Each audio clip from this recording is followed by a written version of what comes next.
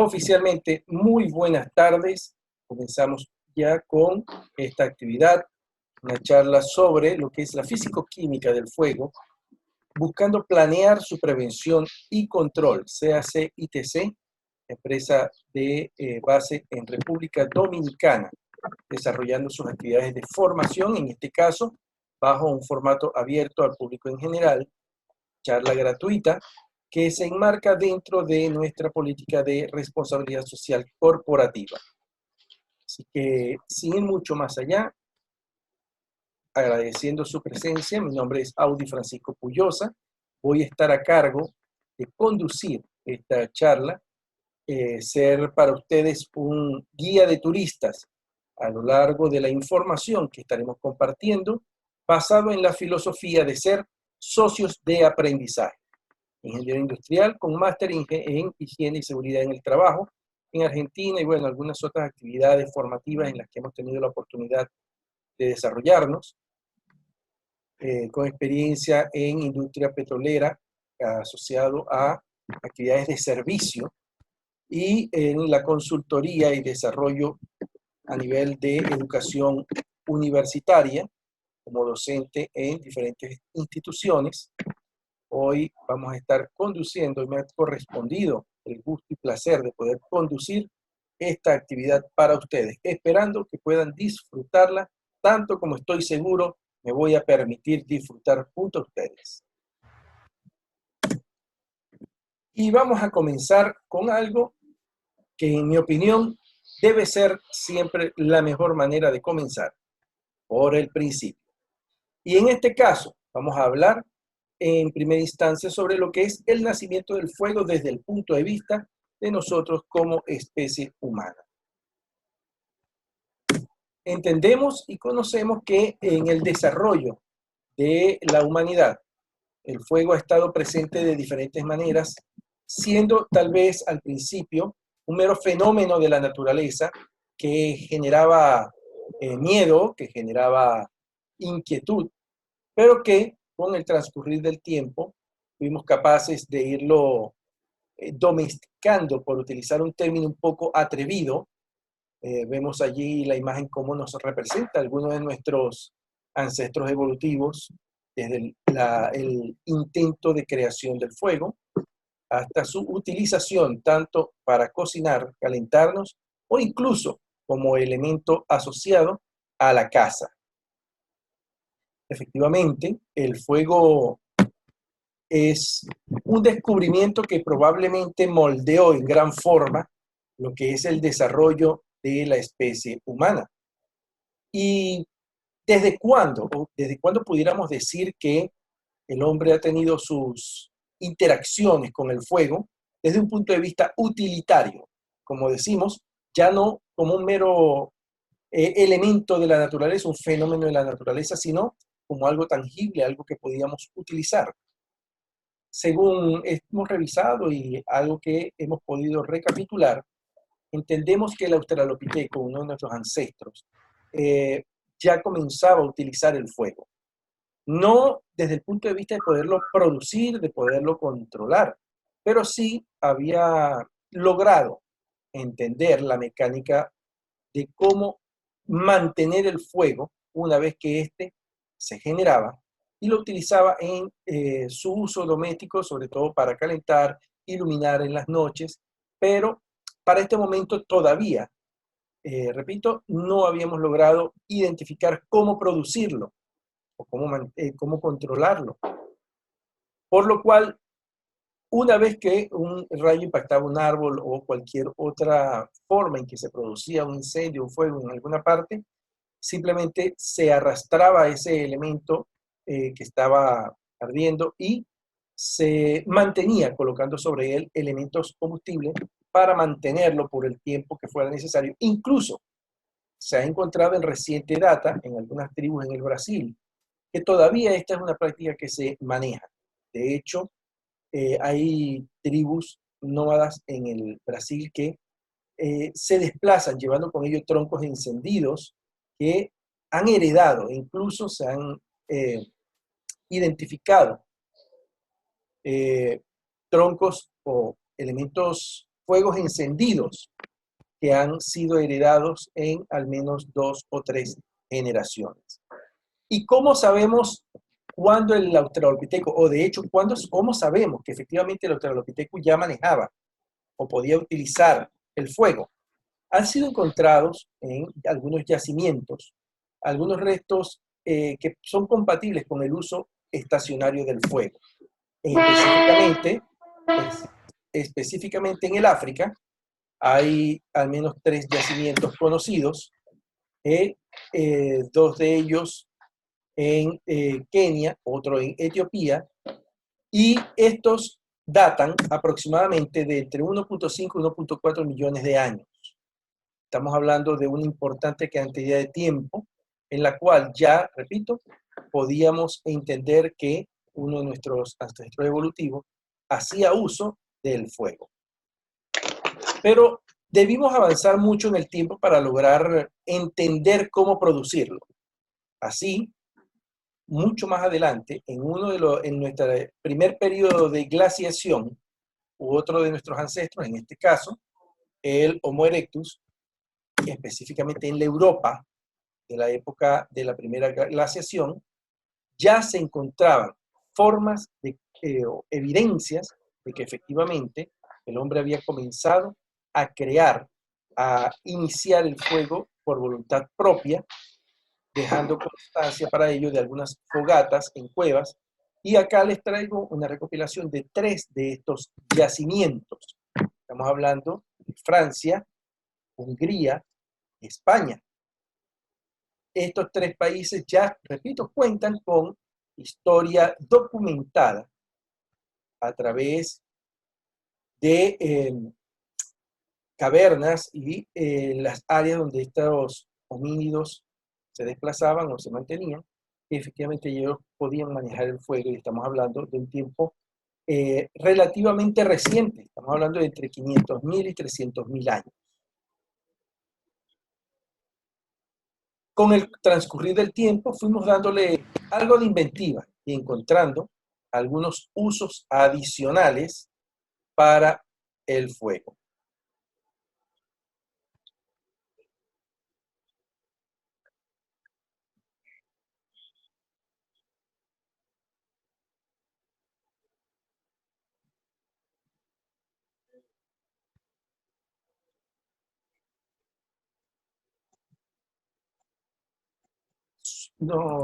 Bien.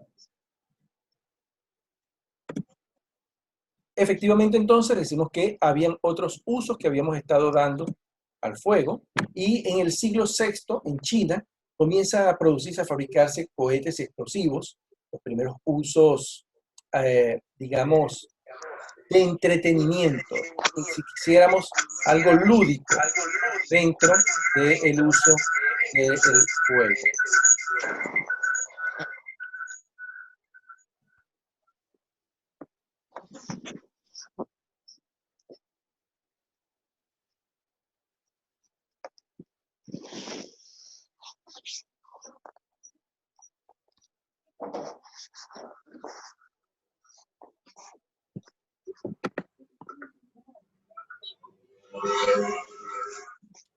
Por favor, controlar micrófonos cerrados para maximizar la capacidad de información. En el siglo VII, Calínico, quien es o fue un arquitecto egipcio, se dio a la tarea de identificar, y de hecho logró, digamos que inventar algo que es conocido como el fuego griego. A esto nos referimos con un tipo de líquido de muy fácil combustibilidad y que era utilizado en sus actividades bélicas de conquista y, por supuesto, de defensa. En el siglo XIII, los mongoles introducen el uso de la pólvora y los cohetes chinos en Europa. Y ya apenas un siglo después, los europeos comenzaron a darles uso. De hecho, en el siglo XIV se inventan las armas de fuego en Europa. Vemos cómo ha sido todo un proceso muy rápido, y hoy por hoy podemos dar un uso un poco más completo de lo que es el fuego.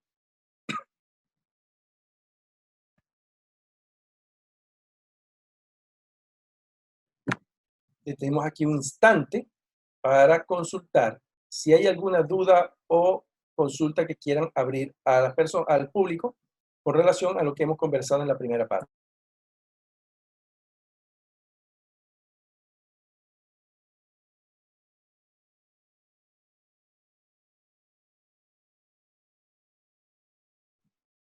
Bien, continuamos entonces y vamos a entrar ahora sí en materia con la información que ya hemos identificado.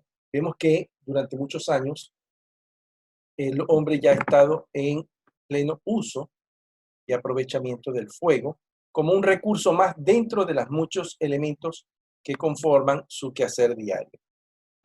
Ahora, entendamos al fuego para luego poder pensar en prevenir los eventos no deseados que se asocian a él. Y lo primero, trataremos de definir lo que es el fuego. El fuego, o la combustión, el fuego como tal, ha recibido y podemos encontrar en diferentes textos, dependiendo del nivel y profundidad al cual nos enfrentemos, un conjunto de definiciones que más o menos pudieran estar recogiendo lo que es la idea del fuego. Así, una primera definición, podemos decir, que es el resultado de la combinación de un combustible con el oxígeno del aire y una chispa. Es, digamos, un concepto bastante sencillo, ya casi como que simplista, de lo que sería el fuego. Aquí vamos a empezar a complicar un poco para darle mayor realidad a lo que son los conceptos asociados al fuego. Un segundo concepto que pudiéramos encontrar es la reacción de combustión, que se caracteriza por la emisión de calor acompañada de humo, de flamas o de ambas. Una tercera definición pudiera hablarnos del proceso químico de oxidación autocatalizado, en donde intervienen tres elementos. Es lo que conocemos como el triángulo del fuego. Y pasamos a una cuarta definición. Conjunto de partículas o moléculas incandescentes de materia combustible capaces de emitir calor y luz visible, producto de una reacción química de oxidación acelerada. Me gustaría que alguno me pudiera dar una opinión un poco más personal, quienes ya manejamos la materia, y nos pudiera comentar, por favor, sobre algún otro concepto de fuego que pudiéramos estar manejando.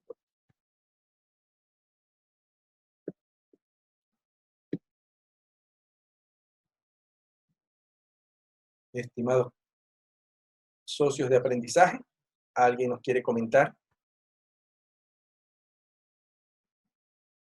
¿O nos quedamos con estas definiciones? ¿Son suficientes?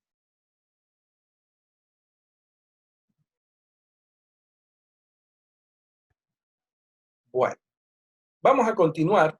Si no hay alguna participación en este instante, esperemos que en el transcurso de la charla pues encontremos algunos temas en los cuales podamos estar compartiendo. Así, vamos a pasar ahora de estas cuatro definiciones sencillas a una un poco más técnica, una un poco más adecuada al nivel que queremos estar manejando al finalizar esta jornada. Y así, encontramos como una definición profesional de lo que es el fuego, como una reacción química exotérmica autocatalizada entre un combustible que debe estar en fase gaseosa, condensada o mixta y un oxidante en presencia de una energía de activación. Vemos como acá hemos traído al conjunto de conceptos o términos para darle mayor solidez a lo que es la reacción química conocida como combustión o fuego. Así, vamos a ver algunos de esos términos dentro de la definición. Lo primero que nos dice es que es una reacción química y efectivamente la combustión no es más que una reacción de óxido-reducción, un intercambio de electrones a nivel molecular que permite la generación de este fenómeno conocido como fuego. Así que estamos hablando, repito, de un fenómeno químico, de una reacción química de óxido-reducción. El segundo término que nos llama la atención es el hecho de que sea exotérmico. Como bien nos muestra la imagen, desde el inicio hasta el final del proceso, la cantidad de energía tiende a ser menor, tiende a haber un desprendimiento, por lo cual, desde el estado inicial al estado final, se presenta, repito, una pérdida de energía o disminución de la cantidad de energía en el objeto que está dentro de la reacción. El tercer término nos dice que es autocatalizada. El concepto de catalización nos refiere a la velocidad con la cual se produce una reacción química. Aquí estamos hablando que la catalización o la velocidad de la reacción en la combustión es interna.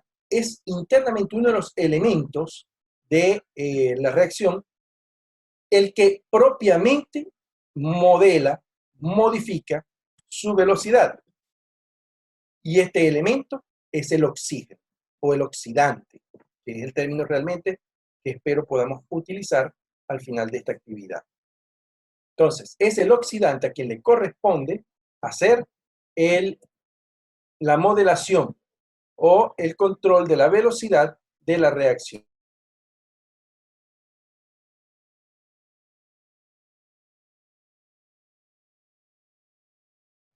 Un cuarto elemento dentro de este concepto que nos habla de que debe haber un elemento combustible. En este caso, el elemento combustible también es conocido como, dentro de las reacciones de oxirreducción, como un elemento reductor. El combustible es un elemento capaz de ceder electrones hasta lograr una nivelación de nivel de energía interno dentro de la reacción. Entonces estamos hablando, repito, de que el combustible es, dentro de la reacción química, un elemento reductor. Es el elemento que al final se va a oxidar. Ese es un concepto que ya debemos manejar entonces. Considerar que para que un elemento sea combustible, debe ser capaz de oxidarse a nivel químico. Si un elemento no es capaz de oxidarse, no es capaz de quemarse, por consiguiente no es combustible.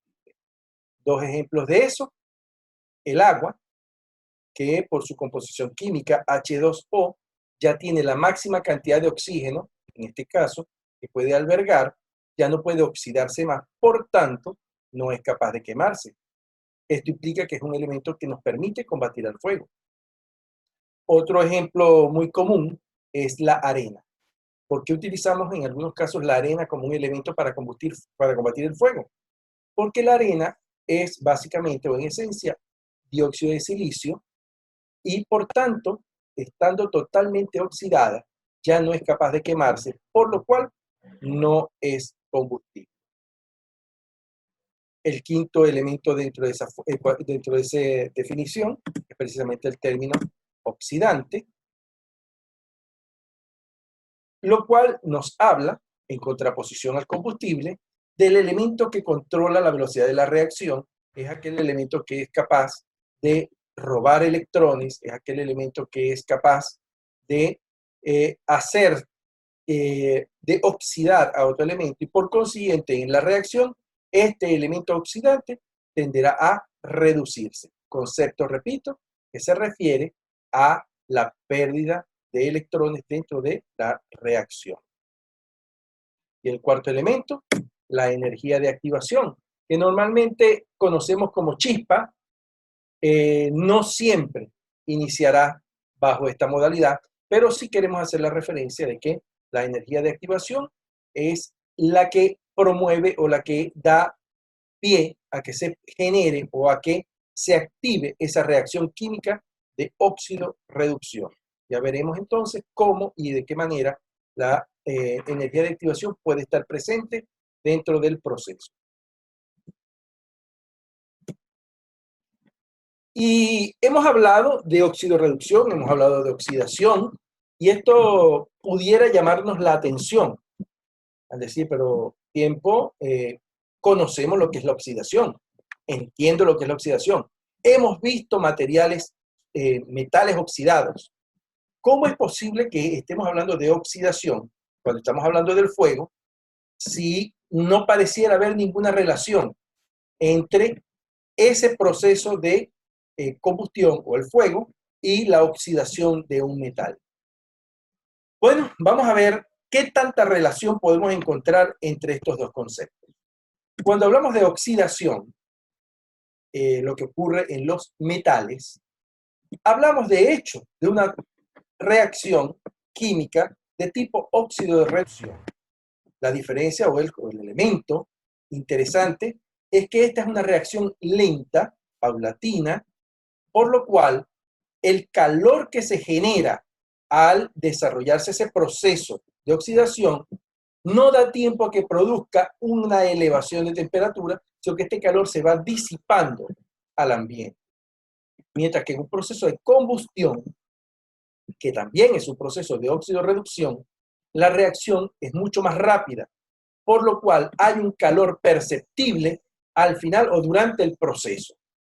Pero desde el punto de vista químico, ambas reacciones, ambos procesos son exactamente iguales.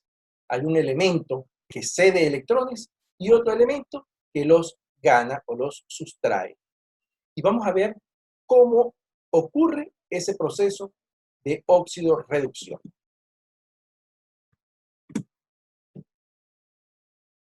La óxido-reducción, o comúnmente conocida como reacción tipo redox, no es más que un proceso en el cual dos elementos interactúan a nivel químico, realizando un proceso de intercambio de energía o en este caso, a través de sus electrones. Vemos cómo en este proceso dos elementos iniciales, hablamos de metano y oxígeno, reaccionan generando dióxido de carbono y agua. Estamos en este caso hablando de 4 elementos: metano, oxígeno, dióxido de carbono y agua, que molecularmente y desde el punto de vista de sus propiedades son diferentes. Es decir, los elementos que reaccionan al principio difieren totalmente en características con los dos elementos resultantes, o es decir, los reactivos son diferentes a los productos obtenidos. Pero, ¿cómo ocurre eso a nivel electrónico? Vamos a tratar de ejemplificarlo con lo que probablemente sea la reacción de oxidorreducción más sencilla con la cual hemos tenido la oportunidad de interactuar. Esto es, interacción del carbono con el oxígeno. Vemos cómo hemos tomado las cuadrículas correspondientes al carbono y el oxígeno de una tabla periódica cualquiera. En este caso, hemos buscado una que nos presenta el arreglo a nivel electrónico de los orbitales que definen las características de estos dos elementos. Hablamos o decimos que un elemento, alrededor de él, alrededor de su núcleo, se encuentra un conjunto de electrones girando con características propias en lo que son conocidos hoy como orbitales. Y cada orbital tiene un nivel de energía diferente y una cantidad máxima de electrones que es capaz de albergar. Acá quiero que simplemente, sin irnos muy profundo en lo que es el proceso a nivel electrónico, a nivel de la química, vemos cómo este carbono tiene un doble orbital nivel 2, uno tipo S y uno tipo P.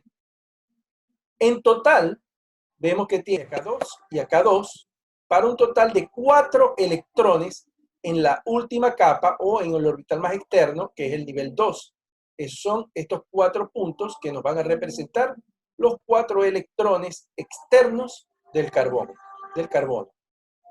Mientras tanto, el oxígeno, si observamos en el orbital de nivel 2, su conjunto de electrones corresponde a 2 más 4, un total de 6 electrones, que aparecen acá reflejados con estos 6 puntos rojos.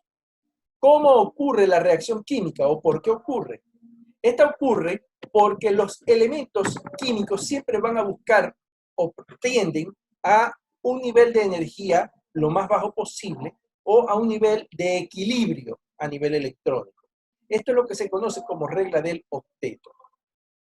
La regla del octeto nos dice que los elementos al reaccionar buscan completar su nivel más externo de electrones a un total de 8. Para ello, buscarán intercambiar con algún otro elemento en su cercanía.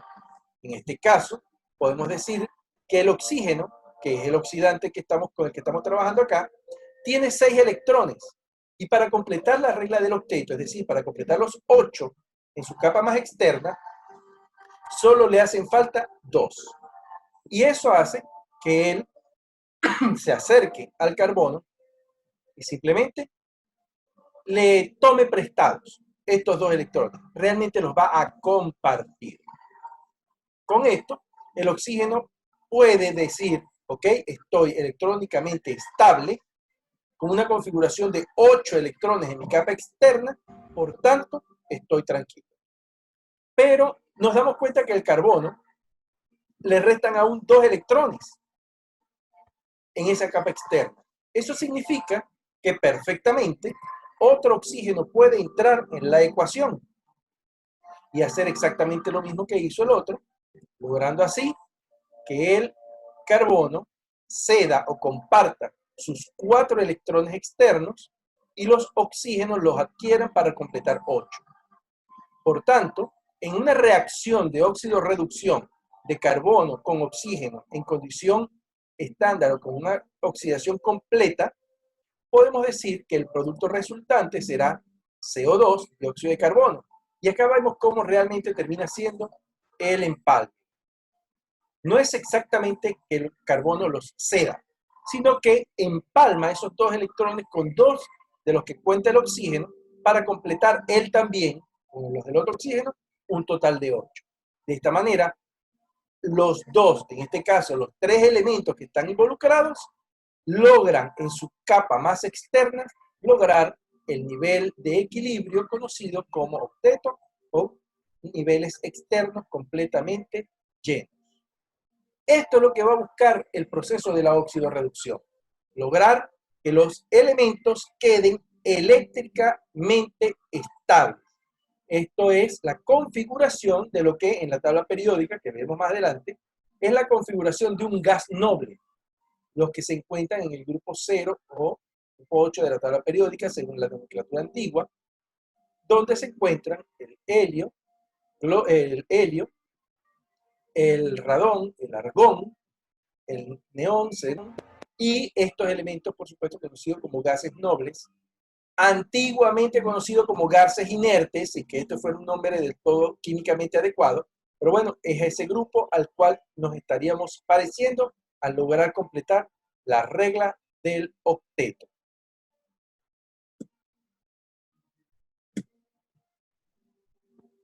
También dijimos que en la reacción debe haber un elemento combustible.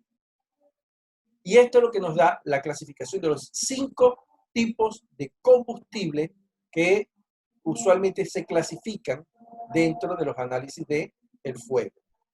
Los combustibles tipo A, donde entra basura, papel, madera, otros materiales, las telas.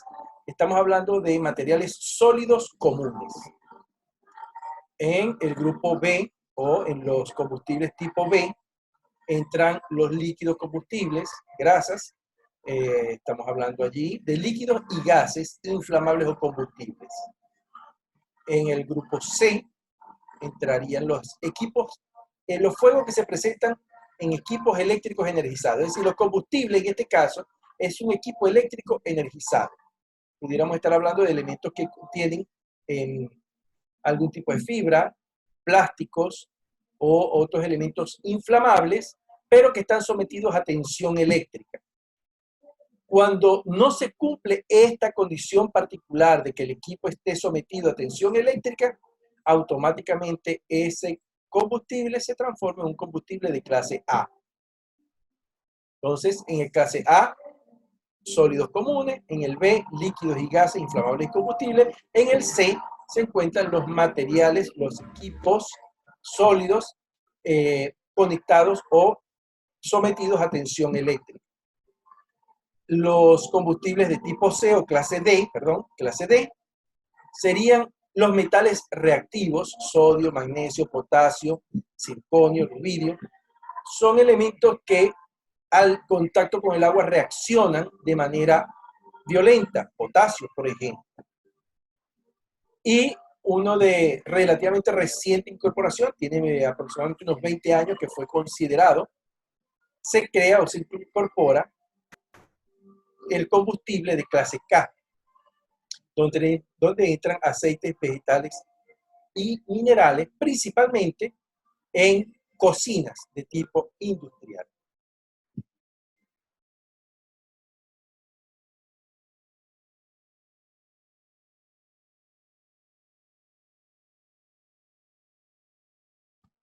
Dicho así, podemos decir que no es del todo adecuado hablar de fuego tipo A, fuego tipo B, fuego tipo C, fuego tipo D o fuego tipo K. Sí, porque no es realmente el fuego lo que estamos clasificando, sino los materiales combustibles que están involucrados dentro de esa reacción. El otro elemento, como dijimos, junto al combustible, es el oxidante.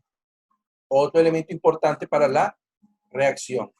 Y dentro del grupo de los oxidantes, podemos hablar de los oxidantes simples y los combinados o complejos, los compuestos. Un oxidante es un elemento que, como ya definimos anteriormente, es capaz de robar o tomar electrones. En este proceso existen diferentes elementos que pueden actuar bajo esa configuración. Unos de ellos son sencillos, son elementos simples, como el caso del flúor, del cloro, del propio oxígeno, del bromo, y otros son compuestos que al estar dentro del proceso de combustión, liberan o son capaces de liberar oxígeno para realimentar la reacción. Es decir, aportan oxígeno en función de la descomposición de las moléculas. Acá hay que hacer la observación de que además del oxígeno, repito, puede ser otro elemento el que esté dentro de esa composición, como es el caso, y vemos allí a los yodatos metálicos. El yodo, al descomponerse, no solamente entra a la reacción como el oxígeno que se está liberando, sino también como el elemento yodo. Todos ellos elementos oxidantes. El tercer elemento que permite la activación del fuego es la energía de activación, valga la cacofonía, que se puede presentar de diferentes maneras. Hablamos de llamas, fuego, materiales incandescentes, superficies calientes, chispas generadas eléctricamente, electricidad estática de tipo descarga por chispa, las chispas generadas mecánicamente, la electricidad estática con descarga tipo escobilla, pero además de estas que mencionamos allí tenemos, por ejemplo, el calor generado durante reacciones químicas o calor de formación, como es el caso de la mezcla de ácido sulfúrico con agua, que es una reacción exotérmica, que en condiciones específicas y muy particulares pudiera ser suficiente como para generar la ignición de una mezcla inflamable o combustible. Entonces, repito, tenemos diferentes formas en cómo puede presentarse la energía de activación que inicie la reacción del fuego. Ahora bien, ya hemos descrito los elementos que conocemos y que se han popularizado con el nombre de triángulo del fuego: el oxidante, el combustible y la energía de activación. Sin embargo, ya por allá en los años 60 del siglo pasado, quienes estudiaban este tipo de reacciones identificaron un pequeño inconveniente. Estos tres elementos nos describen perfectamente cómo se produce el fuego. Pero no nos aporta ninguna información para saber cómo el fuego se mantiene o es capaz de reproducirse o de expandirse. Allí es donde entran un conjunto de elementos a nivel subatómico, son los llamados radicales libres. Como hemos dicho, durante el proceso de combustión se presenta una reacción química de tipo óxido-reducción, por lo cual hay un conjunto de radicales libres o cargas eléctricas que se generan o se van produciendo durante esta reacción.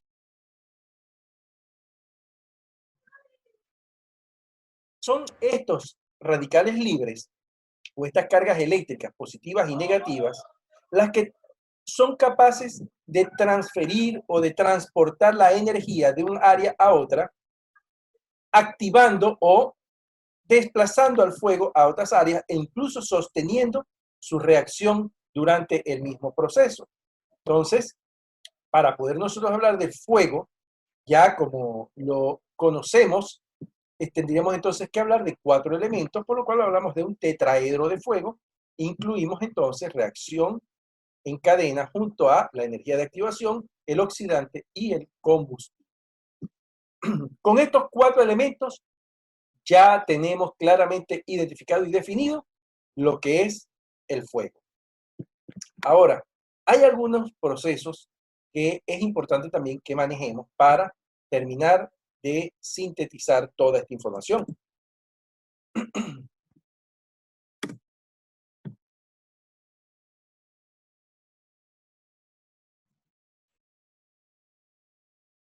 Así, tenemos que hablar, que hemos hablado de que tenemos oxidante y combustible, pero es importante que estén ambos.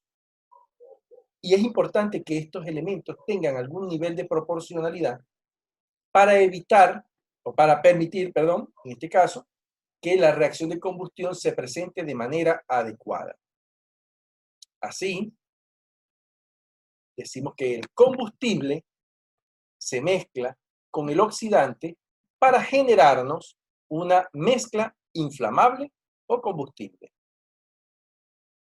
¿Cómo podemos ver eso o cómo se nos presenta? Bueno, lo primero que hay que tomar en consideración es que los combustibles, los materiales, no son capaces de quemarse en estado puro. Ellos deben estar mezclados. Y el otro elemento es que no todas las mezclas de oxidante más combustible son susceptibles de generar combustión. Ellas deben tener unas proporciones adecuadas para que se pueda producir el fuego. Así, si trazamos dentro de un eje las diferentes posibilidades de concentraciones entre el oxidante y el combustible, diríamos, por ejemplo, en esta base encontramos abajo una sustancia, un oxidante puro, 100%, sin combustible. Y en la parte de arriba tenemos solamente combustible, sin oxidante. Como ya hemos dicho, en estado puro, las sustancias no son capaces de entrar en combustión. Es decir, primero que el oxidante como tal no es capaz de combustionar, y segundo que un combustible sin oxidante pues tampoco. Allí entonces, entre esos puntos extremos, tendremos cualquier cantidad de variaciones que podemos ver allí. Vemos en color azul los combustibles y vemos en color azul, perdón, el oxidante, y en color rojo los combustibles. Vemos como arriba, en la línea superior, todos son combustibles, en la línea inferior todos son oxidantes. Y en el medio vemos toda una cantidad de combinaciones que se pueden estar presentando. Pues bien, para que la reacción de combustión se presente, esa combinación de combustible y oxidante debe tener proporciones adecuadas. Así podemos dividir estas diferentes concentraciones en 3 zonas perfectamente diferenciables a través de esos 2 límites de control. Por debajo, el límite inferior de inflamabilidad y arriba tenemos el límite superior de inflamabilidad. ¿Qué significa esto? Hablamos del límite inferior de inflamabilidad, aquel valor o aquella concentración del combustible con el oxidante por debajo de la cual la combustión no puede darse. Del límite superior de inflamabilidad hacia arriba hay demasiado combustible y decimos que la concentración, la concentración de combustible en el oxidante es demasiado abundante para permitirnos que se produzca la combustión.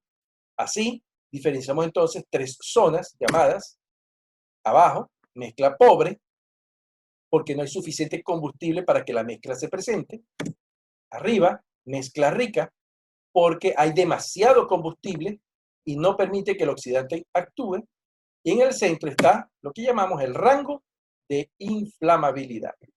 Esto suena bastante técnico, pero voy a tratar de simplificarlo con lo que desde hace años he considerado el ejemplo más sencillo para poder ver cómo operan estos llamados límites de inflamabilidad. Tomemos como ejemplo un vehículo que ha estado estacionado desde el viernes. Estamos hablando de vehículos, por favor, me disculpen que muestre acá atisbos de mi edad, pero estamos hablando de vehículos un poco más antiguos, carburados y no de inyección directa. Vehículos donde al estar aparcados desde el viernes hasta el día lunes, el carburador poco a poco fue liberando los vapores que tenía dentro del combustible y quedó solamente el oxidante, en este caso, el oxígeno del aire. En la mañana intentamos encender el vehículo, introducimos la llave, giramos el switch y el vehículo comienza a hacer un ruido que nos indica que se está generando una chispa desde el motor de arranque, pero no me está logrando encender mezcla. Y por más que intentamos, el vehículo no enciende. Aquí, repito, es porque el carburador está seco y no hay suficiente combustible como para que se produzca el fuego. Atendiendo alguna recomendación, procedemos a bombear combustible con el acelerador, pero por descuido o por desconocimiento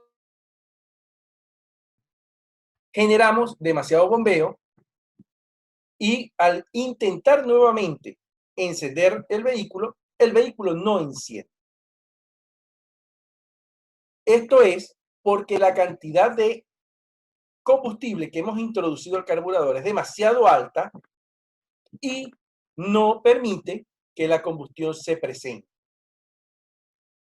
Me gustaría, por favor, rápidamente, al menos 2 o 3 que me digan en sus respectivos países y en sus zonas de trabajo, cómo llaman a ese estado donde el vehículo, en el carburador, presenta saturación de combustible que no permite encenderlo. ¿Quién me da algunos nombres, por favor? En Bolivia le decimos ahogado. Ahogado. Inundado. Inundado. ¿Alguien más? ¿Perdón? Sí, inundado. Inundado. Bien, les comento, en mi tierra, se le llama a ese momento, y eso lo pueden tomar nota, va para el examen. Se dice que cuando hay mucho combustible en el carburador, el vehículo está embuchado. Ese es el término que utilizan en mi ciudad. Pues bien, continuamos. Ambos procesos los entendemos, ¿correcto? Cuando el vehículo está sin combustible en el carburador y cuando hay exceso de combustible en el carburador. Y sabemos, y probablemente alguna vez hemos experimentado, que efectivamente en esas dos condiciones el vehículo no enciende. ¿Cuál es la mejor recomendación cuando el carburador está ahogado? ¿Cuál es la mejor recomendación a tomar? ¿Qué hacemos?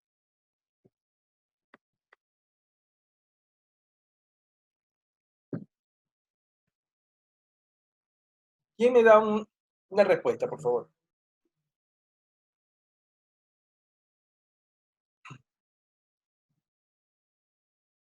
¿Me escucho? Bueno, sería retirar un poco de combustible del carburador. ¿Cómo lo podemos hacer? Bueno, tiene diferentes, bueno, yo no soy mecánico, pero hay unos carburadores que tienen forma de cómo retirar el combustible. ¿Sí? Sí, Pero bueno. Ajá, ¿escucho? hay unos carburadores que tienen una válvula de escape que uno simplemente con un destornillador plano tría, le abre el tornillo, le abre la válvula, que es un tornillo, y entonces libera un poco de combustible y ya ahí entonces ya no está inundado, ya tiene el combustible necesario para encender. Bien. Otra manera mucho más sencilla es simplemente dejarlo tranquilo. Cuando el vehículo está en esa condición y lo dejamos reposar por un tiempo, el vapor del combustible comienza a disiparse hasta el punto en donde simplemente entra dentro de los rangos, lo que conocemos como rango inflamable. Entonces, en un principio estábamos en esta zona, ¿verdad? Estábamos en mezcla pobre, procedimos a bombear, pero al bombear en demasía, nos fuimos hasta mezcla rica. Una vez que estamos acá, tampoco enciende, así que lo dejamos reposar o procedimos a un proceso de purga hasta liberar el combustible suficiente para lograr llegar al área donde está el rango de inflamabilidad y es donde el vehículo finalmente podemos encenderlo.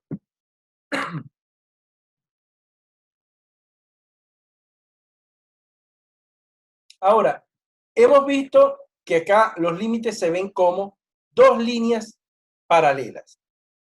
Esto es una manera en cómo normalmente se ejemplifica para tener una noción, una idea de lo que estamos hablando. Pero los límites están lejos de ser tan tranquilos como aquí se ven. Ellos, de hecho, pueden tener movilidad. Cada sustancia inflamable tiene su propio límite inferior y límite superior de inflamabilidad. Son propiedades particulares de cada uno de ellos. Pero estos valores que encontramos tabulados en diferentes materiales son valores que están tomados a lo que se conoce como condiciones de presión y temperatura normal. Esto es una atmósfera de presión y 25 grados centígrados. Pero cuando, por ejemplo, la temperatura varía, los límites también tienden a sufrir variación. Y esto es porque aumentamos la movilidad de las moléculas. Al aumentar el calor, las moléculas que conforman esa mezcla se tornan más activas y esto es lo que hace que los límites pues tiendan a expandirse. Así, podemos decir que si tenemos una cantidad de energía, aquí vamos a ver esta explicación de por qué aquí decíamos que por fuera no se enciende, pero dentro sí. Vamos a ver qué ocurre cuando tenemos la concentración, que allá lo teníamos en posición horizontal, acá la vemos horizontal, perdón, allá la tenemos vertical, lo vamos a comparar con la energía. Vamos a hacer esta comparación. Y decimos que tenemos acá los llamados límite inferior y límite superior de inflamabilidad. Los mismos que allá teníamos horizontal, acá los tenemos en vertical. Pues bien, dentro de esos límites, la reacción se da y se mantiene. Fuera de esos límites, ¿puede darse la combustión? Lo cierto es que fuera de esos límites sí pudiéramos obtener combustión, pero no permanente. Y de hecho, para lograr esa combustión hace falta inyectar una gran cantidad de energía cuando estamos por fuera de esos dos límites. Pero una vez que entramos dentro de los límites, la cantidad de energía que vamos requiriendo es menor hasta llegar a un punto, el punto que está acá abajo, donde la concentración de combustible en oxidante es óptima y se requiere la mínima cantidad de energía para que esa mezcla se ignite, para que se encienda. Y este es un punto que se conoce como punto de mezcla estequiométrica, es el punto ideal de esa reacción.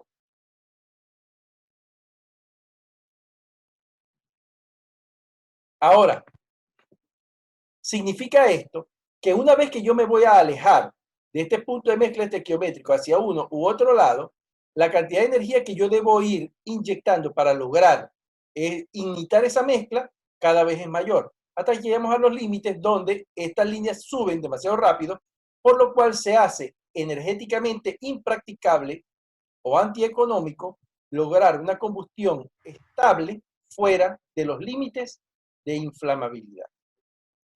Ahora, cerca de ese punto de mezcla estequiométrico, existen otros dos valores, otros dos límites.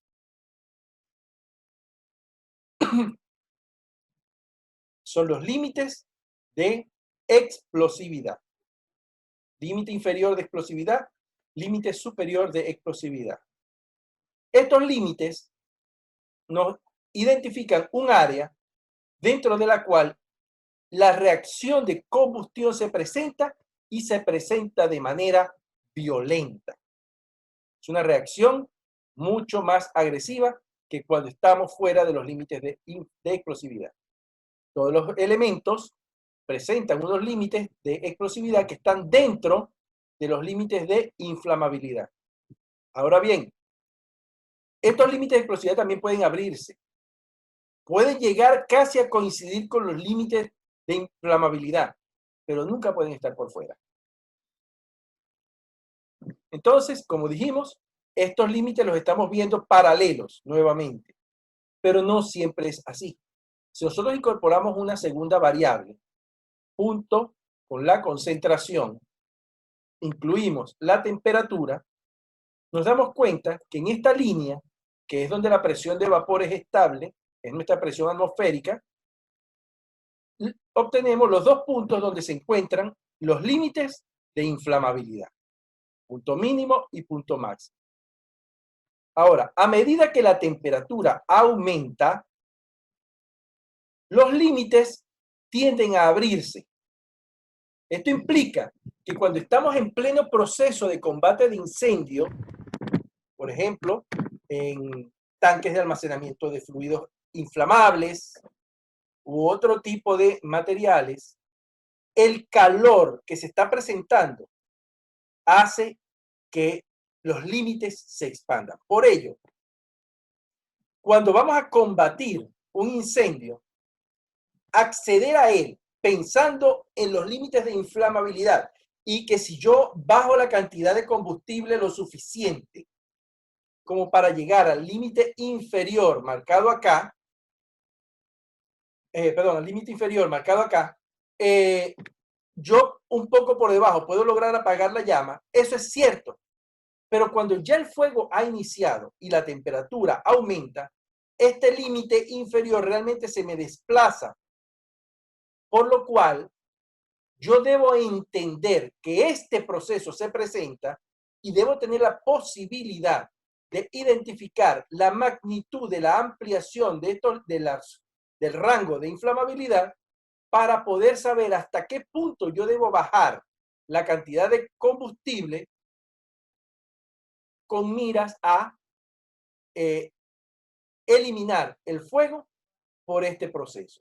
Entonces, repito, los límites de inflamabilidad que normalmente nos muestran como dos líneas paralelas, realmente lo son a presión y temperatura normal.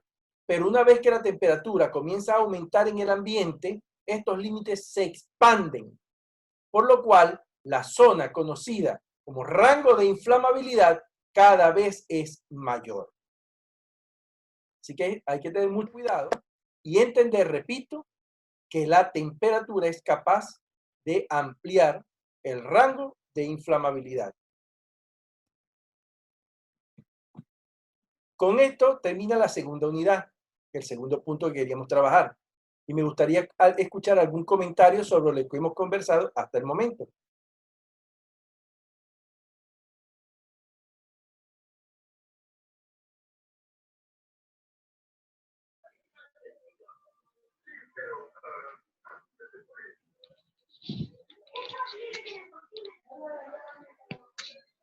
Papi, ¿tú qué sabes?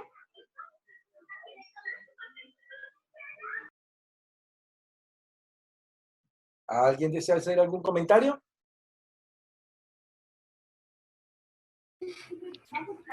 Bueno, hasta el momento se nota interesante porque hay unos cuantos puntos que no se conocían, ya que uno, por ejemplo, que hay unos cuantos puntos que uno conocía y aquí lo estoy conociendo.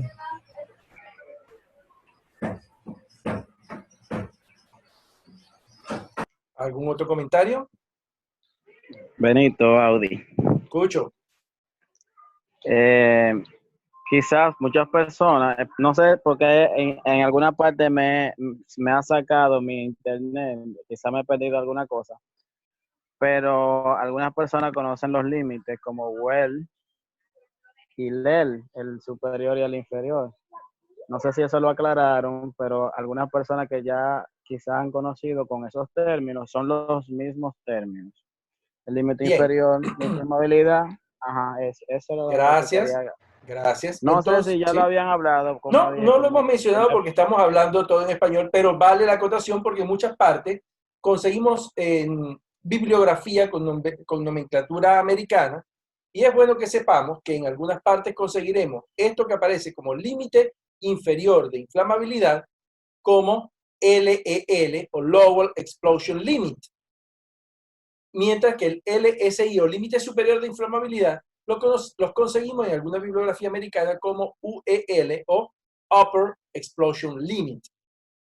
Acá hacer la observación de que, aun cuando la nomenclatura americana nos habla de Explosion Limit, hacen referencia a esa la línea de inflamabilidad y no de explosividad, que ya hemos explicado acá.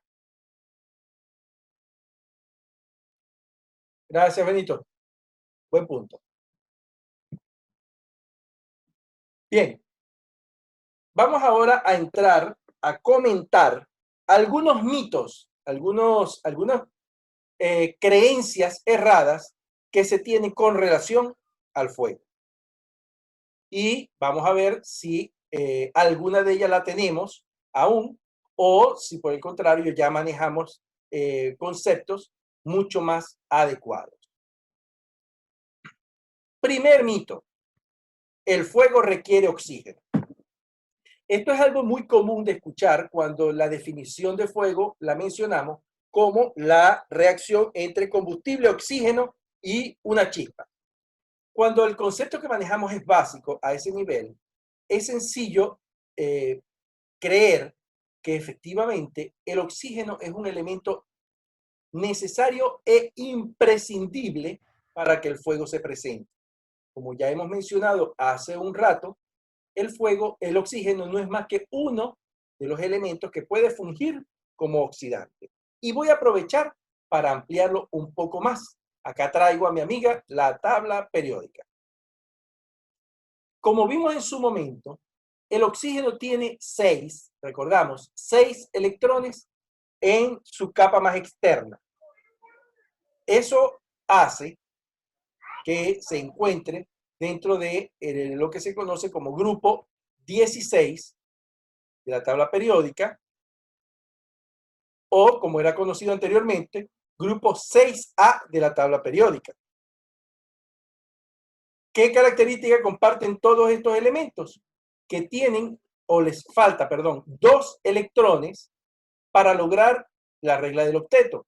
Esto es, uno para llegar a esta columna y uno más para llegar a la última, que es donde están los llamados gases nobles, que es la configuración electrónica de estabilidad que busca los elementos dentro de las reacciones de oxidorreducción. Entonces, los elementos que les faltan 2 electrones, sí, son elementos oxidantes. Pero dentro de una reacción química, si yo necesito hacerme o lograr controlar electrones de otro elemento, es sencillo entender o imaginar que es más fácil robar un electrón que robar dos. Por tanto, los elementos que forman parte del grupo 17 de la tabla periódica, flúor, cromo, bromo, yodo y astato, a los cuales solo les hace falta un electrón para lograr la configuración estable de gas noble, a estos elementos, que solo les hace falta uno, pues la cantidad de energía que deben invertir o la cantidad de trabajo que deben sufrir para lograr la estabilidad o para robar ese electrón es menor. Por tanto, los elementos del grupo 17 de la tabla periódica son más oxidantes incluso que el oxígeno que lo tenemos acá. Entonces, en una condición de reacción, en una instalación de compresión de gases, donde se presenta un incendio, desplazar el oxígeno a través de la dilución, incorporando algún otro gas. Es decir, abro la tubería de algún gas que tengo allí en la instalación para disipar el oxígeno y poder reducir el fuego, y resulta que la tubería que tengo a disposición es de gas cloro. En esa condición, no solamente no logro sofocar el fuego, sino que peor aún, lo hago más reactivo, porque el cloro es más activo como oxidante que el oxígeno, y además es un gas tóxico, que es un elemento que, bueno, no tomaremos en consideración acá, porque lo que nos interesa es específicamente la consideración química. Pero hay que tener mucho cuidado al pensar, repito, y cuando nos dicen que no, el fuego se presenta porque hay oxígeno. No. Esto es un pensamiento común, dado que es uno de los elementos más abundantes y está presente en el aire que respiramos. Y pudiéramos decir en cualquier circunstancia que lo vamos a tener presente.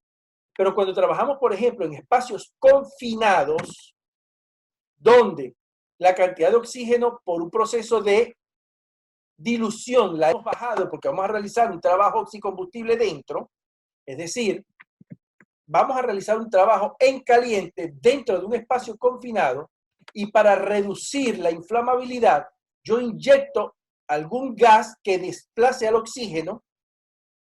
Si yo no tengo en consideración esta información, aun cuando el nivel de oxígeno esté por debajo de los niveles óptimos para lograr la inflamabilidad, si yo estoy inyectando otro gas u otra sustancia que me surja como oxidante, yo puedo estar igual promoviendo el incendio o una explosión. Entonces, primer mito que debemos eliminar, pensar que el fuego requiere oxígeno para presentarse. ¿Es el oxidante más difundido? Sí. ¿Es el único que podemos utilizar? No. Existen otros elementos que pueden sustituir al oxígeno dentro de una reacción de combustión. Segundo mito. Fuego e incendio.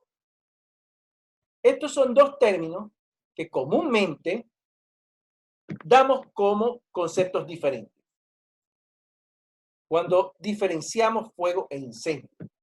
Ahora pregunto, ¿realmente hay diferencia entre fuego e incendio? Y si la hubiera, ¿cuál es esa diferencia? ¿Qué diferencia podemos encontrar entre fuego e incendio? ¿Algún comentario al respecto, por favor? Sí, tengo un comentario respecto a eso. Te escucho, Gabriel. La información que siempre he manejado, que el fuego, que el incendio es ese fuego que se nos sale de control, que no queremos, que no controlamos.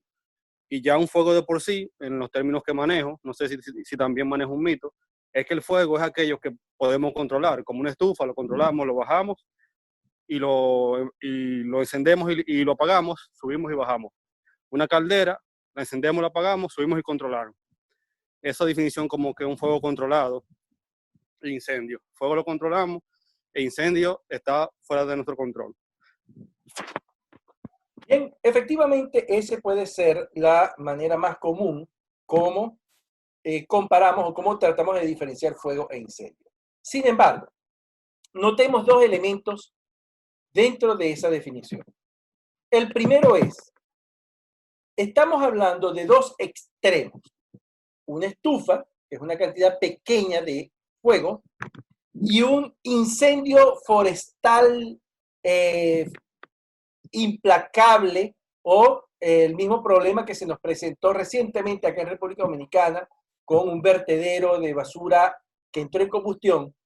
Claro, si yo veo una cerilla encendida y veo un bosque incendiado, yo puedo observar allí una diferencia entre uno y otro. Pero ¿cuál es la línea? Vámonos hacia el centro y ¿cuál es la línea que separa un concepto de otro? En los extremos parece obvio, pero ¿dónde está esa línea que los diferencia? ¿En qué punto ellos dos se separan? Porque para una persona que ha tomado alguna formación, por ejemplo, que un bote de basura, un zafacón de basura, comience a incendiarse, para una persona que tiene algún conocimiento sobre uso de extintores, sin llegar a ser bombero, eso puede ser un simple fuego. Lo podemos controlar rápidamente. Eso no tiene nada. Pero para una persona inexperta, eso puede ser un incendio. No va a tener noción de cómo controlarlo. Entonces, eso de dejar a la percepción individual lo que es fuego y lo que es incendio es un poco complicado porque no nos da realmente una manera de cómo diferenciarlos. El otro punto al que hay que tomar en consideración es el concepto que hemos tocado de control. Fíjense que cuando hicimos la unidad 1, cuando hablamos en la unidad 1 sobre el desarrollo del fuego, ese término en ningún momento lo utilicé. Porque realmente podemos hablar de que el fuego está bajo control en algún momento. O como personas, como seres humanos, tenemos esa necesidad de considerar que tenemos la capacidad de controlar las cosas. El fuego en una estufa está bajo control realmente. ¿Cuántas personas conocemos que hayan recibido, digamos, una depilación facial por una estufa que explotó, que un horno que deflagró o algo por el estilo? ¿Cuántas veces hemos visto en la prensa que algo tan simple como una estufa causó una tragedia? Una cerilla, una vela. ¿Podemos realmente decir que nosotros controlamos al fuego?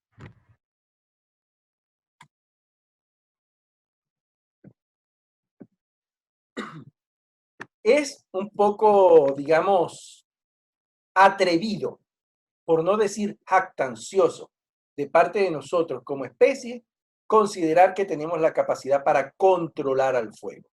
Nosotros podemos utilizarlo. Podemos utilizar el fuego. Podemos hacer uso de él en procesos.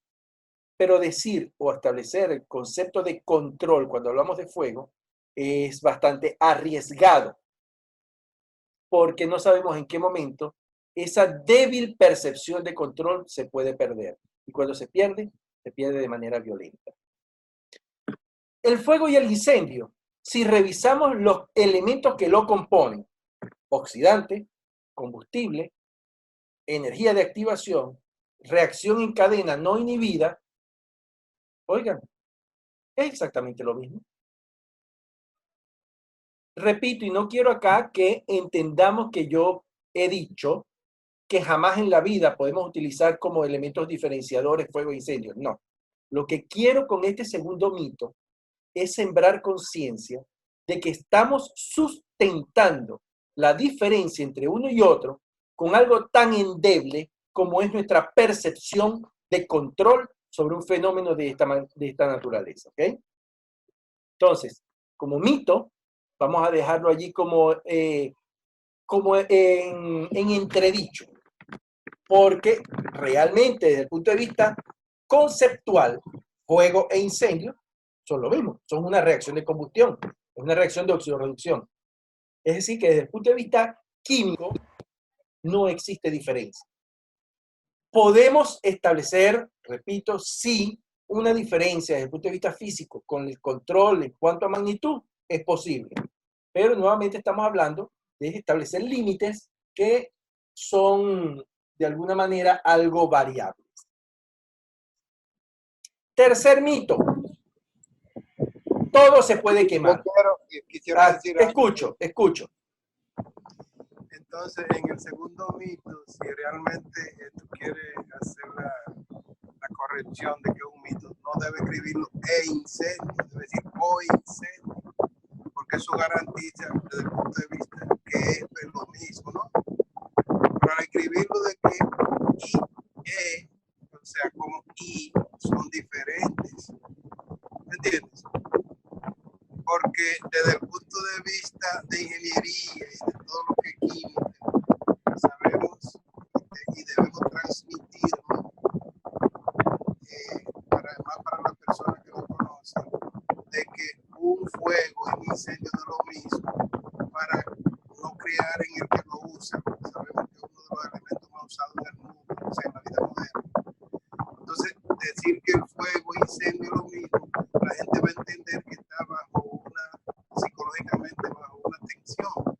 O sea que el fuego se define por eso, para que usted aplique en el uso lo que es la prevención, lo que es la ingeniería, lo que es tener mantenimiento de los equipos, pero saber que al final un fuego será, mientras ese término que dice que no es, de que debe estar bajo control, pero bajo controles de los procedimientos de ingeniería que se le hace a cada nivel de uso de combustible o de una combustión. Por ejemplo, una caldera de planta catalina que tiene cuántos megavatios.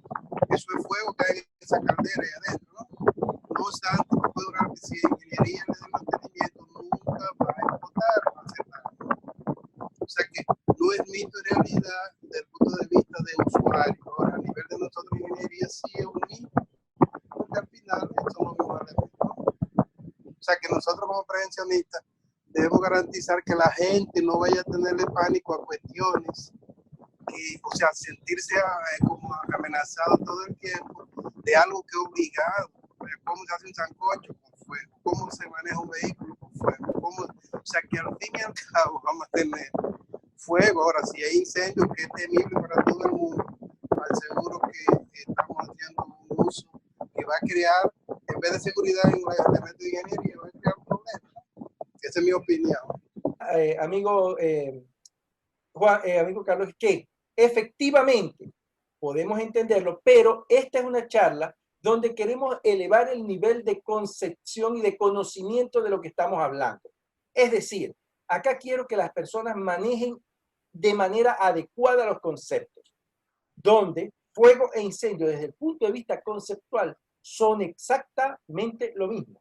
Ahora, como profesionales y a nivel de sus áreas de difusión, como ustedes lo manejen, para lograr objetivos específicos y para poder transmitir algún concepto o alguna idea en particular, es perfectamente válido pero teniendo cuidado de saber y entender que desde el punto de vista conceptual son lo mismo, yo pueda crear un artilugio para poder diferenciarlo de manera de poder dar una explicación a nivel de nuestro ámbito de operación.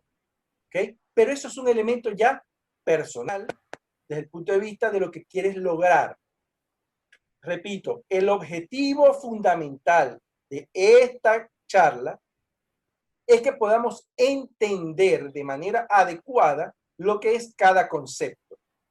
Por ello, hemos hecho la observación y hemos hecho todo el planteamiento de manera que pueda cada uno entender que desde el punto de vista técnico, fuego e incendio realmente refiere a lo mismo, a un proceso de combustión. Es simplemente eso. Sin embargo, repito, es válido que a nivel de nuestro uso podamos darle la simplificación que queramos de manera de poder establecer nosotros algún tipo de respuesta conductual en nuestros colaboradores. Tercer mito, todo se puede quemar. Esto ya lo hemos adelantado y lo que queremos es simplemente terminar de reforzarlo. Recordamos hace un instante que decíamos que para que un elemento fuera combustible debía poder oxidarse, es decir, debía tener la capacidad de ceder o de perder electrones. Si un elemento no se puede quemar, si un elemento no se puede oxidar, obviamente no se puede quemar. Ahora, ¿cuáles son los elementos que se pueden quemar? Veamos. Se pueden quemar elementos sólidos. Pregunto, ¿los elementos sólidos se queman? No, no se quema. ¿Puede haber llamas en un elemento líquido? Tampoco. Bien. Entonces, clarificando, efectivamente, los gases, ¿okay?, pueden y de hecho tienen la capacidad de quemarse. Y para ello, nosotros hacemos la comparación con lo que son los líquidos, que para poder quemarse deben primero vaporizar, o los sólidos, que deben pasar por un proceso de destilación pirolítica para que, en uno u otro caso, generen vapor. De hecho, no podemos decir que los sólidos arden, y aquí quiero hacer acotación de esta parte cuando dice combustión con llamas, es decir, cuando se presentan las flamas en el fuego. El sólido no presenta la posibilidad de arder, de generar llamas. Lo mismo que el líquido. En el líquido, cuando por ejemplo un contenedor con algún tipo de material inflamable, usemos el más común, gasolina, se enciende, el fuego, las llamas jamás entran en contacto con el líquido. Está en su superficie sin contacto porque lo que arde es la fase gaseosa, es decir, el vapor que ha vaporizado de ese líquido. Mientras que en un sólido se presenta un proceso de destilación pirolítica que sería algo similar a lo que conocemos como sublimación, cuando un sólido pasa directamente a vapor, cuando un sólido pasa a vapor sin pasar por su estado líquido. Proceso de sublimación que se ve, y el ejemplo más común, el que todos conocemos, es el hielo seco, el carbónico congelado o subenfriado, que cuando comienza a aumentar su temperatura, a ganar calor, el sólido directamente vaporiza sin pasar por su fase líquida. Entonces, para que un elemento pueda arder, se pueda quemar, generar llamas, necesariamente debe estar en fase gaseosa o vapor. Y es esa fracción de vapor la que entra en difusión con el oxidante para generar una reacción de reignición continuada, una reacción en cadena no inhibida. Y el calor que se presenta acá en esta reacción y donde se liberan los radicales libres de los que ya hablamos anteriormente, son los que generan la realimentación de la radiación para sostener este proceso. Pero nuevamente, dos cosas. Primero, no podemos quemar sólidos, no podemos quemar líquidos. Ellos deben pasar a fase vapor por vaporización o destilación pirolítica para que puedan arder. Y el segundo elemento, recordar que solamente si un elemento se puede oxidar, se puede quemar. Cuarto mito. El fuego son las llamas. No. Las llamas son la exposición más visible del proceso de combustión, pero el fuego está más abajo. De hecho, tan es así que también podemos tener combustión sin llamas. En este caso, es el sólido el cual en su superficie de contacto se genera un proceso de disociación con el oxidante que genera un fuego sin llamas o fuego incandescente, como el que vemos en las típicas barbacoas, en la barbecue, en una parrillada. Y es ese mismo calor el que va a retroalimentar la radiación. Pero nuevamente, ¿acá hay combustión? Sí, hay un proceso de combustión, pero es una combustión sin llamas, lo que se conoce como fuego incandescente. Quinto mito. Inyectar calor sube la temperatura. Esto es medianamente cierto o parcialmente cierto. Lo primero es nunca confundir temperatura con calor. Y aquí me voy a permitir un instante salir de la presentación para que podamos ver algo. Ok, ¿me pueden ver todos? Sí. Sí, Positivo. se ve bien. Ok, bien. Muy bien. Observemos acá, tengo dos contenedores. ¿Lo vemos? Un contenedor portátil para tomar agua en el camino y una jarra con agua. Suponiendo, y de hecho es así, que ambas están a la misma temperatura. Pero si podemos observar, acá hay menos cantidad de agua, ¿cierto? Que lo que hay acá. Aun cuando ambos estén a la misma temperatura, la jarra tiene mayor calor. ¿Por qué? Porque el calor se refiere a la cantidad total de energía que una sustancia puede albergar, mientras que la temperatura nos refiere al promedio del calor que presentan las moléculas o la sustancia dentro de ella. Entonces, no es lo mismo, repito, hablar de calor, que es energía, que hablar de temperatura, que nos refiere a la magnitud o nivel de un contenido térmico. Entonces, cuando vamos acá, a este mito, esto lo podemos explicar de manera gráfica con un proceso que todos hemos visto en algún momento. Esto es el paso de hielo a líquido y de líquido a vapor de agua. Acá podemos ver, en esta tabulación, vemos acá el valor de 0 grados centígrados y acá 100, que básicamente son la temperatura a la cual el agua congela en condiciones normales de presión y temperatura. En condiciones normales de presión, el agua congela a 0 grados. Mientras que evapora o entra en ebullición a 100 grados.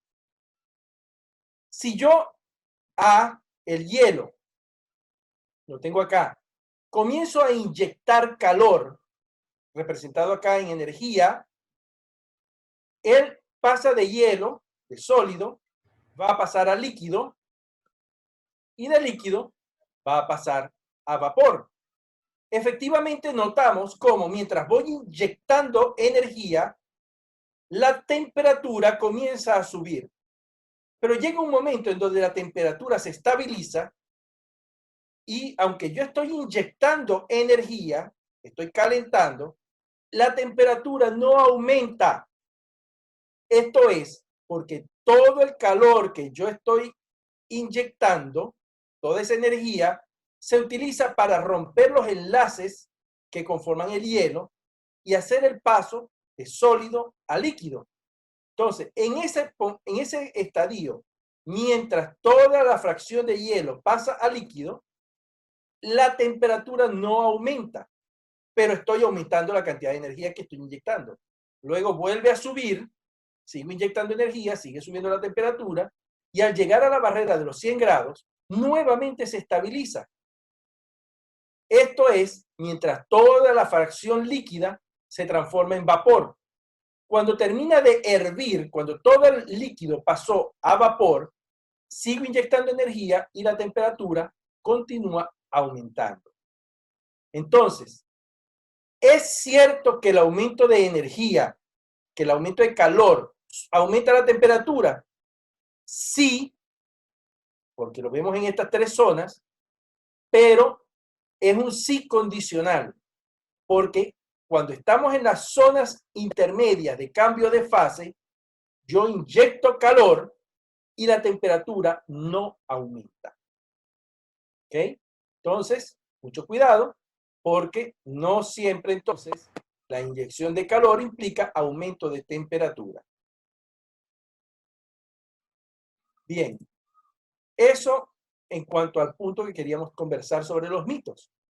Ahora voy con una última unidad, lo que es el fuego en la industria, bueno, una penúltima unidad realmente, lo que es el fuego en la industria, que lo vamos a ver de manera rápida porque simplemente es comentarles los tipos de fuego que podemos encontrar en la industria. A nivel industrial o a nivel general, podemos hablar de 3 tipos de reacciones violentas que se pueden manifestar en 8 procesos diferentes de combustión. Estas maneras en cómo se presenta la combustión, podemos tener lo que es la combustión tipo explosión, que es una combustión rápida, violenta, que se opera dentro de un espacio cerrado, que puede generar ondas expansivas que llegan a deformar el contenedor, pero no lo mantienen o no lo llevan a condición abierta. Entonces, una explosión se da en ambiente cerrado. Es el caso, por ejemplo, de los motores de combustión interna, donde se genera una explosión a nivel de los cilindros, que es lo que permite el movimiento del émbolo o pistón, que genera el cambio de energía química a energía cinética. Entonces, la explosión se da, repito, en ambientes cerrados. Una detonación es una combustión violenta que se da en espacio abierto, generando ondas expansivas cuya velocidad de desplazamiento es mayor que la velocidad del sonido. Por ello, el nivel de daño que son capaces de generar. Entonces, hablamos de la detonación y se diferencia principalmente de la explosión en el hecho de que está en espacio cerrado la explosión y en espacio abierto la detonación. El tercer tipo de combustión violenta es la que se conoce como deflagración. La deflagración es también un tipo de combustión violenta que se da en espacios abiertos, al igual que la detonación. Pero la diferencia es que la onda expansiva que se genera no alcanza la velocidad del sonido.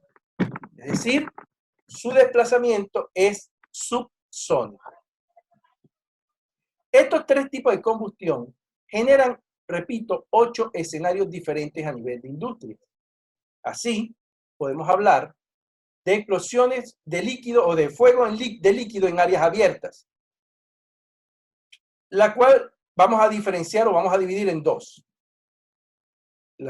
El fuego en charcos, que es un derrame en área abierta, extensa, no confinada, y el fuego de tipo piscina, donde es un recipiente abierto a presión atmosférica, es decir, sin techo, pero donde el líquido está confinado.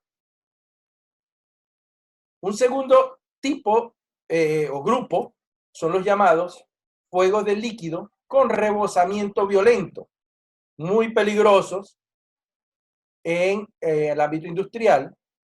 Tenemos 2 tipos, boil over y el slope over. Ambos presentan características muy similares y vamos a explicar la diferencia básica. Cuando hablamos de boil over, imaginemos un tanque, un contenedor de gran tamaño que contiene petróleo crudo. El crudo, cuando viene de proceso de extracción, normalmente al salir de la tierra no viene puro, normalmente viene con una cantidad de productos diferentes diluidos dentro de él. Uno de ellos es el agua, llamada agua de formación. El agua que viene diluida en el petróleo viene diluido porque estaba contenido a alta presión y es lo que permite que el agua y el petróleo se mezclen en esas condiciones. Cuando está bajo tierra, petróleo y agua están mezclados por condiciones de presión y temperatura. Cuando salen, que los llevamos a condiciones normales de almacenamiento, a temperatura ambiente, a presiones normales, el líquido y el agua tienden a dividirse, a separarse en fases, donde el petróleo flota encima del agua por diferencia de densidades. Esto lo entendemos, ¿correcto? Cuando esto está dentro de un tanque de almacenamiento, el petróleo está encima del agua. Y si hay un incendio que se genera en la superficie del petróleo, ese calor, ese petróleo que comienza a quemar su fase líquida en la superficie, se va calentando. Ese gradiente de temperatura, en el entendido que el petróleo puede hervir en temperaturas que oscilan entre 800 y 1200 grados o más arriba, cuando ese gradiente de temperatura llega abajo y hace contacto con la fase líquida, toda esa agua que se encuentra abajo pasa de temperatura normal a 800 grados o más, lo cual hace que haya un cambio de fase violento. Ese líquido, esa agua que se encuentra abajo, vaporiza, creando o aumentando su volumen.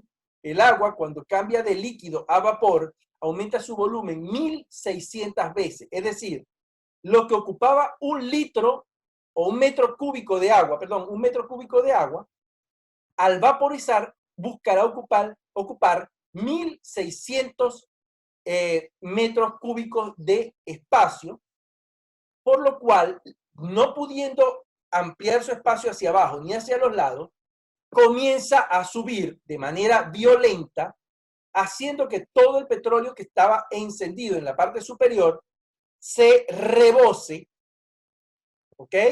Y caiga pues sobre toda la superficie que estén a su alrededor.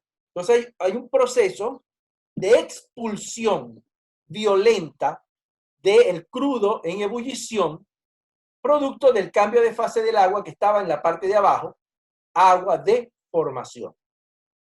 Esto es lo que se conoce, repito, como boil over.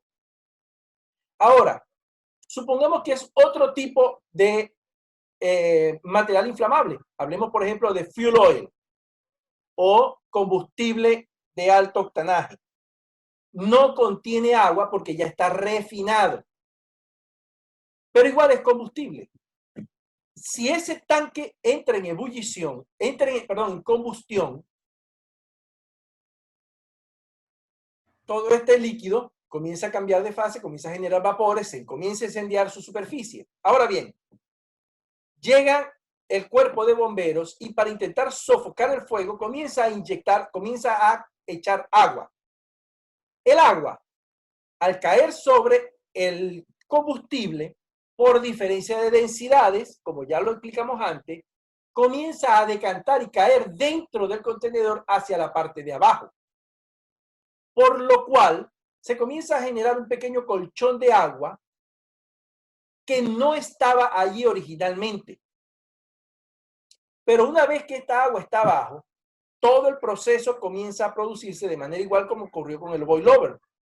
La temperatura del fluido aumenta, desciende por capas, hace contacto con el agua que está abajo, el agua vaporiza y expulsa de manera violenta el líquido que está en ebullición, que está ardiendo encima de ella, produciendo el rebosamiento. Esto es lo que se conoce como slope over. Repito entonces, la diferencia entre el boil over y el slope over es de dónde proviene el agua. En el boil over, el agua es agua de formación, estaba en el tanque. En el slope over, el agua fue agregada durante un proceso de combate de incendio. Entonces son, repito, dos procesos que si bien tienen las mismas características, se han diferenciado en la literatura para identificar la fuente del agua que genera el evento. Tercer grupo, gases o vapores en nubes de espacio abierto. Hablamos aquí de fireball y hablamos de VCE. El fireball o bola de fuego y el VCE Vapor Cloud Explosion o explosión de nube de vapor. Anteriormente, y en alguna nomenclatura un poco más antigua, podrán encontrar VCE con la nomenclatura, con la representación de UVCE o Unconfined Vapor Cloud Explosion, explosión de nube de vapor no confinada, unconfined. Entonces, hoy por hoy, repito, esa nomenclatura cambió porque es un proceso que no se da únicamente en ambientes no confinados, sino que también puede darse en algunas condiciones de nubes de vapor confinadas. Pues bien, la diferencia o cómo opera cada uno. Imaginemos una fuga de gas en la cocina o en una habitación de una residencia y hay un incendio, pero en esta habitación todavía no ha ingresado el fuego. Hay una nube, o bueno, vamos a ponerlo más sencillo. Tenemos una fuga de gas y tenemos aire. Dentro de esa habitación se genera la mezcla inflamable. Pero no existe un elemento que lo active, es decir, no hay la energía de activación. Una persona entra a la habitación, enciende la luz y genera una chispa eléctrica en ese momento. La bola de fuego se presenta, repito, cuando la condición de mezcla es ideal, hay suficiente combustible y oxidante en la atmósfera y lo que está haciendo falta es una chispa que la encienda. En el caso del VCE, el proceso se da cuando yo tengo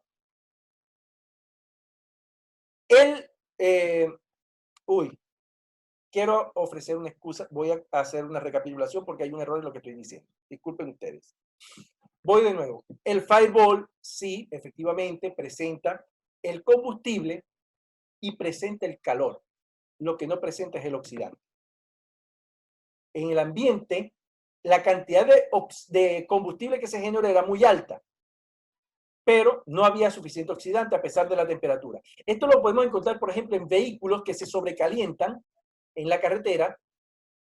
Supongamos una línea que conduce gasolina, combustible, sufre un daño y comienza a emitir combustible sobre la superficie caliente del motor, generando vapor y con calor suficiente, pero no tenemos suficiente oxígeno.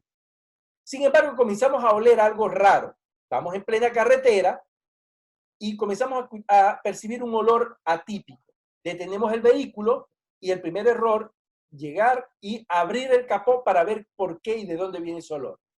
Estamos abriendo el capó, con lo cual ingresa el oxidante y me genera la bola de fuego. Entonces, teníamos el combustible, teníamos la fuente de ignición, la energía de activación, pero no había suficiente oxidante. Eso generó el Fireball. Mientras que el VCE, tenemos el combustible y tenemos el oxidante, pero no tenemos la energía de activación. Esto puede presentarse de dos maneras. La primera que ya expliqué, donde encendemos, por ejemplo, la luz en la cocina donde había una fuga de gas, pero puede presentarse de otra manera. En un ambiente exterior donde hay fuga de un combustible, este combustible se mezcla con el aire, pero por corrientes de aire se va desplazando hasta donde hay una fuente de ignición, por ejemplo, una llama abierta o un trabajo con chispas, y eso genera la ignición diferida o retardada de la nube de vapor.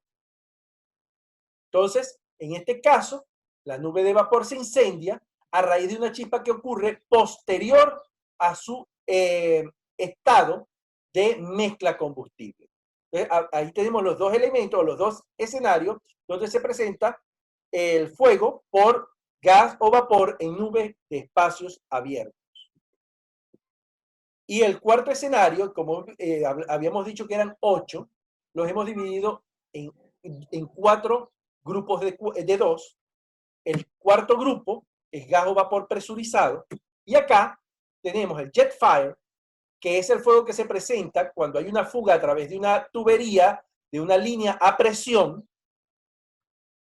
brida u orificio. Obviamente, estamos hablando de una fuga simplemente, que sale a presión y se incendia. Y tenemos el bleve. El bleve o Boiler Liquid Expansion Vapor Explosion, explosión de vapor por expansión de un líquido en ebullición.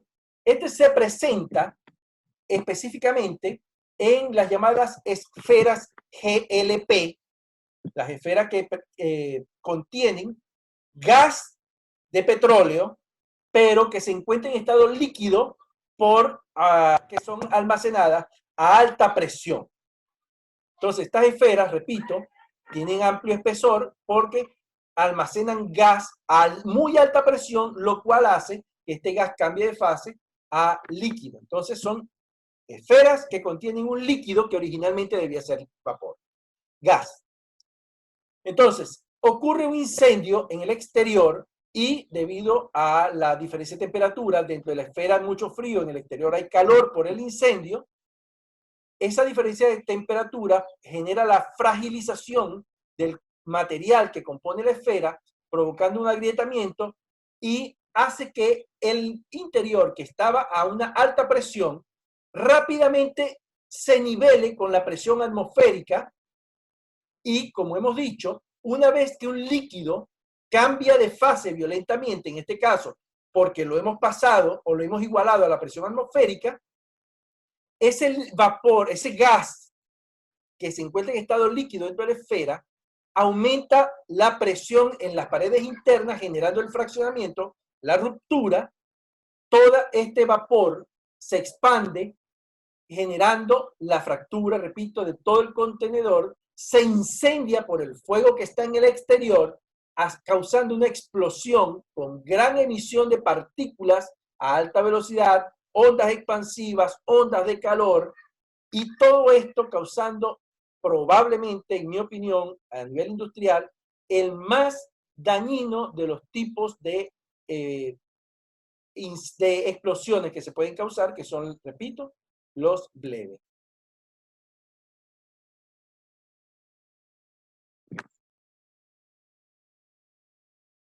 Ok. Bien. Voy a dar rápidamente algo que simplemente es la prevención y control, porque es el punto al que queríamos llegar. ¿Ok? Cuando el control o la planificación para evitar el fuego inicia desde la planificación, donde es el establecimiento primero de las metas y todos los resultados deseados, los recursos necesarios definidos por renglones y todo lo que volumen es necesario para alcanzar esas metas, lo que tiene que ver con la organización, el personal, las asignaciones de responsabilidades, estrategias tácticas, el plan de acción, comunicación y resultados, y la retroalimentación necesaria a través de los simulacros.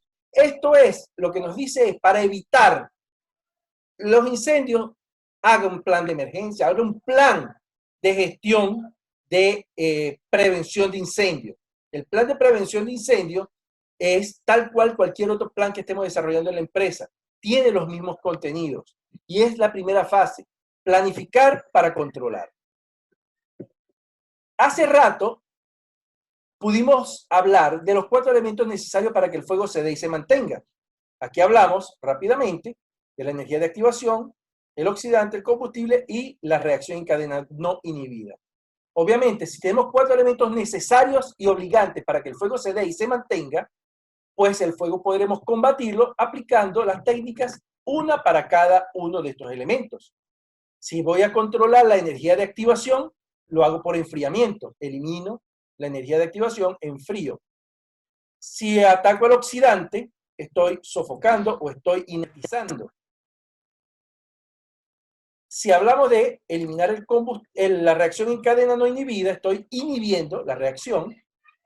Y si ataco al combustible, pues estaré creando un combate de incendio por inanición. Las 4 estrategias sencillas para combate de incendio basado, repito, en los 4 elementos que lo componen. Finalmente, algo muy importante para prevenir el fuego y controlarlo en algunos casos, realmente es un elemento de prevención a tomar en consideración, siempre es el control de la energía.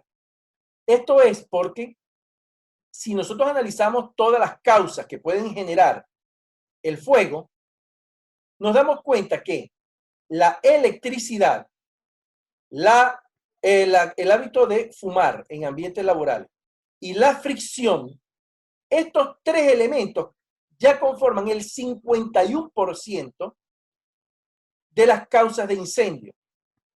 ¿Qué nos significa esto? Dentro de la planificación, tomar en consideración el diseño y mantenimiento de las instalaciones eléctricas y mecánicas y el control del hábito tabáquico en ambientes de riesgo, ya nos generan de primera mano el control previo o la prevención del 51% de los casos de incendio. Y una de las maneras más comunes es a través de los sistemas de empalme y puesta a tierra, que muchas veces no tomamos en consideración en las empresas. Y mucho más común, eliminar la tercera clavija de conexión de muchos equipos eléctricos porque nuestras instalaciones no son adecuadas para tomar los sistemas de puesta a tierra. Entonces, cuando nosotros diseñamos y definimos los procesos a través de sistemas de puesta a tierra bien desarrollados, esto permite el control de energía. Por supuesto, de esta manera controlamos en gran parte el inicio o la propagación del fuego. Esto, mis amigos, lo que queríamos conversar en la jornada de hoy, dejándoles nuestro agradecimiento. Por favor, suscríbete a nuestro canal de YouTube, dale like al video y no olvides activar esa campanita para que te mantengas al tanto de lo que ocurre dentro del maravilloso mundo de la prevención de riesgos.